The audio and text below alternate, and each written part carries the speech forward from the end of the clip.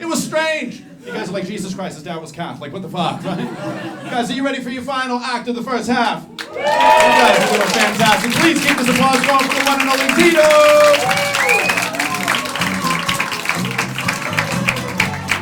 Keep it going for Roger, please. Please keep going. I have a bit of a confession to make. I used to be young and dumb. And now, I'm old and dumb. So much has changed. Many years ago, when I was a young soldier in the Army, they used to tell us that we were young, dumb, and full of cum. Which is intense, but sexy in kind of a sleazy way. Now I'm old, dumb, and full of cum. And that hits so much differently. I've been using it on my dating profile. How do you think that's working out for me so far? Not great. I wrote this joke just this morning while I was standing in the shower, looking down at my old balls, wondering where it all went so wrong. I'm obviously just playing. I can't see my balls. There's a line of sight issue. I've got some great news to share with everyone. I've been putting in a lot of work, and I've been hustling, and I'm down 15 kilos. Thank you. Thank you very much. It's very kind. My dietitian asked me what my weight loss goals are, and I told her I'd like to get down to 100 kilograms. As I figure at 100 kilograms, I won't blow away in the wind, relevant to Netherlands, especially yesterday. I could win a street fight, relevant to Rotterdam. And I can get laid and get the job done, relevant to me. I've been hearing in the news a lot lately. There's people all across the Netherlands that have discovered that hundreds of unknown brothers and sisters, DNA tests and family ancestry websites, etc. And as I read this news article, it occurred to me, this must be the absolute worst way to discover your father was a doctor. Yeah. In the 1980s, it was seemingly commonplace for Dutch fertility doctors to use their own sperm for patients. Now, this must be the most Dutch crime of all time. You gotta pay good money for sperm samples. And why buy when you have your own supply? Cheapo creepos, man, cheapo creepos. And if you think about it from his perspective, he knows his DNA is good. I mean, after all, he is a doctor. And I'm not sure if Dutch fertility doctors were ahead of this trend of locally sourced, seasonal, organic, no preservatives. I'm not sure you can classify this as farm to table, but I'm sure of one thing, these are fresh. We have any Dave Chappelle fans in the audience tonight? Any Dave Chappelle fans? Yeah, okay, all right, some people with some taste. I'm a huge Dave Chappelle fan. He's one of my heroes. And do you guys happen to catch his most recent special, The Closer, on Netflix? It was extraordinarily controversial, huge protest of Netflix. And the whole thing got me thinking, what do you call a father that identifies as a mother?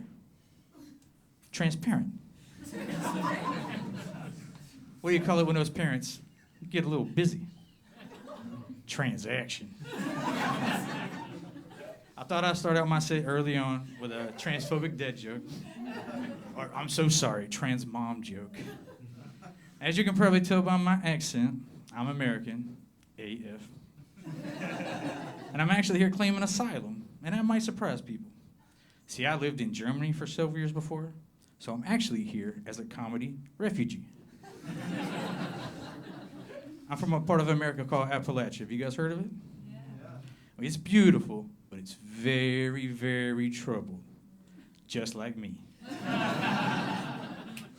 Back home in Appalachia, we're known for a few things. We're known for making beautiful bluegrass music, great moonshine whiskey, and being just a little bit too loving with our cousins. It's true, I do identify as an Appalachian-American, and I want to let everyone in here know up front, my preferred pronoun is y'all. Anybody here on the dating apps? Anybody here on the dating apps? They're a nightmare. It's endless disappointment and ghosting and nonsense. And I actually got a match recently on Hinge, and I went out with a lady on a first date. And she was real, real nice, but she kept going on and on about all the problems in the world are due to men. You know, I can empathize with that. I can relate. I know a lot of dirtbag men. I know myself. But the whole thing started bothering me, and I got emotional, and I boiled over. I said, bitch! Who made these dudes?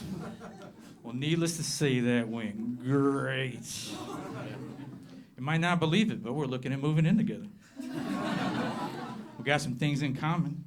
She hates men. I hate myself. So that's a start. That is a foundation. She says she's into some interesting things like CBT. CBT, which I'm hoping is cognitive behavioral therapy and not cock and ball torture. Because I am into personal growth and development, but I do have my limits and boundaries, so hashtag pray for Tito. As I mentioned earlier, I'm from Appalachia. I'm from southern Appalachia, so I'm a southern boy. And down south, you know, we got some history.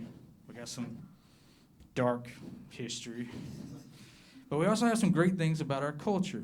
For example, our southern gentleman behavior. Do you guys know about this? Have you heard about this? So when I was raised, from the time I was small, all the women in my life, my mother, grandmother, my aunts, they raised me to know how to treat a lady.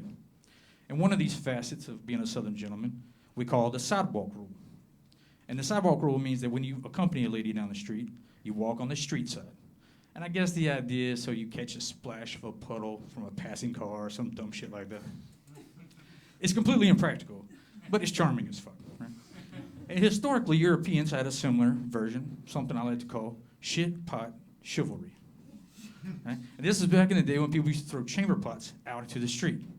You know, when Granny had a bout of indigestion and gout and chucked that chamber pot out the window, it was our job as men to walk on the window side and to be in the line of fire, to catch that shit.